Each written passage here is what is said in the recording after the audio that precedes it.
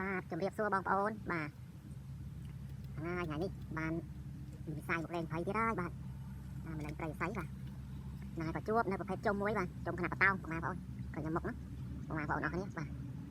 នេះចាំមើលខ្ញុំយកនេះចង្អុលសិនបងប្អូននេះបាទនឹងស្ការបន្តិចហើយបាទស្រួលថតជូនបងប្អូនទស្សនាបាទចាំខ្ពស់ដែរបាទកាត់ស្ការហើយចាំតាអាលបាទចាំតាអាលឲ្យថារកអាលទាំងដើមបាទអាលមកកណាត់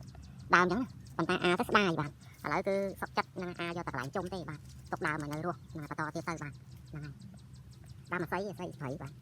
ក៏មិនអាចនៅយូរប៉ុន្មានដែរប៉ុន្តែយើងយើងអាចយកបានប៉ុន្មានយកប៉ុណ្ណឹងទៅបាទបងប្អូនបាទនេះគង់នៅក្នុងព្រៃឫស្សីបាទនៅក្នុងគុំបាទ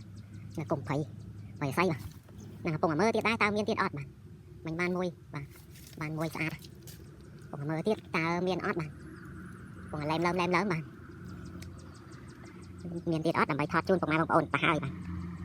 អត់មានទេហ្នឹងហើយចាំមើលខ្ញុំធ្វើការអាវបាទចាំមើលមកក្រោមខ្ញុំមើលស្អាតមិនអីមិនបាទបងប្អូនបាទអាយកទៅចំទេពីសកម្មភាពបាទញ័របន្តិចដោយសារយើងអាវទៅញ័របន្តិច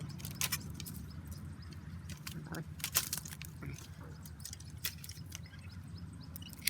អាប់ហើយបាត់ធ្លាក់មកដុតមកដៃដុតហើយនេះបងប្អូនហើយនេះបានមួយញ័រដៃកាត់ពុំឆ្អើតអាបាទនេះបាទហេមបាទស្កលបាទបានមួយបងប្អូនស្អាតណាចាំមើលមានអីទៀតបាទបងប្អូនអរគ្នាបាទនឹងថតជូនបងប្អូនទស្សនាបន្តបាទអរគុណបាយបាយបាទគ្រប់ជំរាបសួរបងប្អូនទាំងអស់គ្នាបាទថ្ងៃនេះបានមកកំសាន្តព្រៃបងប្អូនសាន្តព្រៃទៀតហើយបាទហ្នឹងហើយមកកន្លែងនេះដីម្ដុំនេះគឺវែលទេបាទនៅចិត្តផ្ទះចិត្តភូមិគេដែរទេបាទហើយនេះមករកគឺម្ដុំព្រៃស្អីនេះបងប្អូនម្ដុំព្រៃស្អីណាបងប្អូនអរគ្នាចូលទៅក្នុងអញ្ចឹងណាមានព្រៃអាចរកបានថ្ងៃឯងមួយថ្ងៃបាទថ្ងៃក៏នេះបងប្អូនបានប្រភេទជុំដើមបាទហើយនឹងសាច់ក្តារសាច់មួយណាចំបលានេះអត់តោះហើយតិចផ្កានេះបាទក្តារសាច់ចំក្តារមកបាទលក្ខណៈអូសបាទលក្ខណៈអូសតែពេញល្អក្តារបាទពេញក្តារល្អនេះវិញជុំបាទជុំបាទកាប់ស្អាតអត់បានកោះគល់នេះទៅថតនៅក្តារពេលហើយត្រូវ10ម៉ោងតែផ្ទះវិញហើយតាមពេលនិយាយអីកន្លែងនេះគឺហ្នឹងហើយគេដុតភ្លើងរោឆេះបាទស្គាល់អស់មកទៅហៀងដឹងយកធ្វើchơi trọtកើតអត់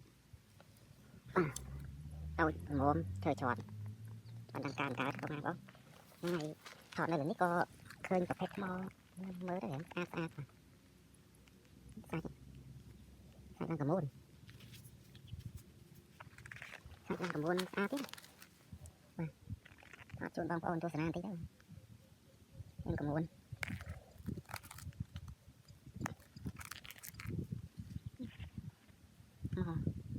ះយើងអាចរើសយកទៅដាក់នៅផើងផ្កាយបានបងប្អូនតែគាត់ដាំផ្កាដាំអីហ្នឹងបាទអាថ្មសបាទរើសលែងទឹកស្អាតទៅរៀបនៅកន្លែងយើងដាំផ្កាដាំអីចឹងណាបាទមកច្រើនអរគុណច្រើនបងប្អូនថ្ងៃហ្នឹងបានប៉ុណ្ណឹងដែរបាទអរគុណបងប្អូនបាយបាយ